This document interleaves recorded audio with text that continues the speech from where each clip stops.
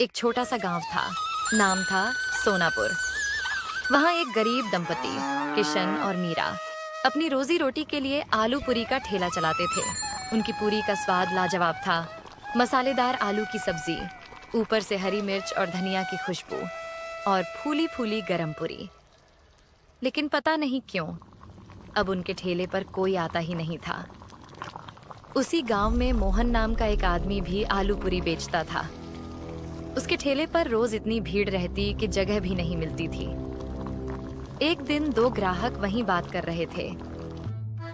अरे भाई, ये मोहन की पूरी में वो बात नहीं है। स्वाद तो किशन वाली पूरी में है, पर जाने क्यों पैर खुद ब खुद मोहन के ठेले की ओर खिंच जाते हैं। सही कहा रे। पहले तो रोज किशन की पूरी ही खाते थे। उसकी आलू की सब्जी में जो तीखापन था वो तो मजा दे देता था। हाँ, अब तो बस मन ही नहीं करता उसके ठेले पर जाने का। उधर किशन अपने ठेले के पास अकेला खड़ा चुपचाप सब सुन रहा था। वो मन ही मन बोला, पहले तो मेरे ठेले पर भी भीड़ लगती थी, अब सब मोहन के पास क्यों जा रहे हैं? क्या उसने कोई जादू कर दिया है क्या? उस रात मोहन ने अपना ठेला जल्दी समेटा। सारे आलू पूरी बेच चुका था। घर पहुंचते ही उसकी पत्नी सजन बोली, जी, आज तो अमावस्या की रात है, याद है ना? हाँ याद है। तुमने तैयारी कर ली? जी, पूरे 13 किलो चिकन पका लिया है। पर बताओ ना, हर बार 13 किलो ही क्यों? 10 या 20 क्यों नहीं? अरे भगवान, मैंने उसे 13 तारीख को ही नींद से जगाया था। अब उसे हर अमावस्या को 13 किलो चिकन चाहिए। अगर नहीं दिया तो हमें ही खा जाएगा। सजन कांप गई। क्या? आपने उसे जगाया क्यों? मोहन धीरे से बोला, पगली, उसी की वजह से तो हमारी पूरी बिकती है, वरना हम भी किशन की तरह बैठे रहते। उसके कारण ही हमारे अच्छे दिन आए हैं, उसका शुक्र मानो। दोनों कुछ देर खामोश रहे। बाहर हवा में अजीब सी सिहरन थी। फिर मोहन बोला, चलो अब सो जाओ, मैं जाकर उसको चिकन खिलाकर आता हूँ।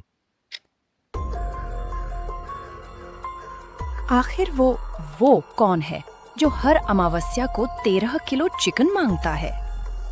अगली सुबह सूरज की किरणें गांव की पगडंडियों पर फैल चुकी थीं। मोहन अपने ठेले को चमका रहा था। तेल गर्म हो चुका था और पूरी तलने की खुशबू पूरे चौराहे में फैल रही थी। उसके चेहरे पर वही आत्मविश्वास था, आज फिर भीड़ लगेगी। उधर किशन अपने ठेले पर उदास बैठा था।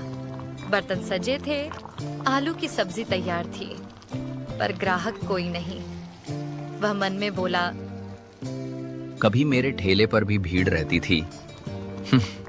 अब तो जैसे गांव वालों को मेरा चेहरा भी नहीं दिखता। तभी गांव में शहर से आए एक दंपति दाखिल हुए, राकेश और नेहा। उन्होंने एक गांव वाले को रोका। भाई साहब, हम नए आए हैं इस गांव में, नाश्ता करना है, बताइए कहाँ मिलेगा अच्छा? सबसे बढ़िया नाश्ता तो मोहन के ठेले पर मिलता है, यहीं पास में है। दोनों ने शुक्रिया कहा और चल पड़े। जब वे मोहन के ठेले के पास पहुंचे तो वहां भारी भीड़ लगी थी। अरे जी, यहाँ तो बहुत भीड़ है, कितना इंतजार करें। सही कहा, चलो कहीं और देखते हैं। तभी नेहा की नजर पास में पड़े एक सुनसान ठेले पर पड़ी। देखो उधर, वो ठेला कितना साफ है और खुशबू भी कितनी अच्छी आ रही है। हाँ चलो वहीं चलते हैं। वो दोनों किशन के ठेले पर पहुंचे। किशन ने उन्हें देखकर मुस्कुराते हुए कहा, आइए सर, मैडम गरम गरम आलू पूरी दूं? हाँ भाई, 2 प्लेट देना। पूरी एकदम फूली हुई होनी चाहिए। किशन ने स्नेह से 2 प्लेट परोसी। दोनों ने पूरी चखी। वाह, ये तो वाकई लाजवाब है। सच में भाई, तुम्हारी पूरी का तो कोई जवाब नहीं। पर एक बात बताओ, इतने बढ़िया स्वाद के बाद भी यहाँ कोई ग्राहक क्यों नहीं? क्या बताऊं साहब, उस मोहन ने कुछ जादू कर रखा है। गांव वाले अब मेरे ठेले की तरफ देखते भी नहीं। आप शहर से हैं इसलिए बच गए। नहीं तो आपके पैर भी उसी के ठेले की ओर खिंच जाते। अरे भैया, ऐसा कुछ नहीं होता। अपने कर्म देखिए, जादू टोने पर क्यों दोष डालते हैं। इतना कहकर दोनों चले गए, पर उधर मोहन यह सब दूर से देख रहा था। वह तुरंत अपना ठेला समेटकर जंगल की ओर निकल गया। अंधेरा घिरने लगा था। जंगल के भीतर वह एक पुरानी गुफा में दाखिल हुआ। भीतर से कुछ मंत्रों की आवाज आई।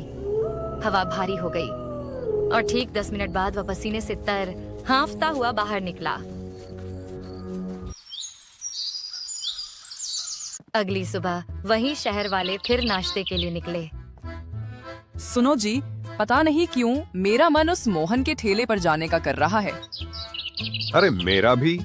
कल तो मैंने कहा था वहाँ भीड़ ज्यादा है, फिर भी मुझे आज वहीं जाने का मन कर रहा है। दोनों हंसते हुए सीधे मोहन के ठेले पर पहुंचे। किशन दूर से यह सब देख रहा था। उसका चेहरा सफेद पड़ गया। तो अब उन पर भी जादू चल गया। जब राकेश और नेहा नाश्ता करके लौट रहे थे तो रास्ते में गांव के मुखिया मिल गए।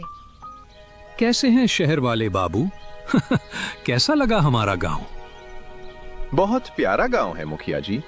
बस एक अजीब बात है, कल हम किशन के ठेले पर गए थे, आज जाने क्यों हमारे पैर खुद ब खुद मोहन के ठेले की ओर खिंच गए। कुछ तो अजीब है उस ठेले में। अरे नहीं बाबूजी, कुछ अजीब नहीं। मोहन के आलू पूरी का स्वाद ही ऐसा है कि लोग खुद खिंच जाते हैं। पर राकेश, शाम का समय था। किशन अपने घर में चूल्हे के पास बैठा था कि तभी दरवाजे पर दस्तक हुई। दरवाजा खोला तो सामने राकेश और नेहा खड़े थे। अरे सर, मैडम, आप यहाँ मेरे घर पर? किशन जी, जो आपने कहा था, लगता है वो सब सच है। देखा, मैंने पहले ही कहा था, वो मोहन कोई साधारण आदमी नहीं है। पर आपको यकीन ही नहीं हुआ। अब यकीन हो गया है किशन। जो आज हमने देखा, उसके बाद शक की गुंजाइश नहीं बची। किशन हैरान होकर बोला, क्या देखा आपने? हमने मोहन को जंगल की तरफ जाते देखा।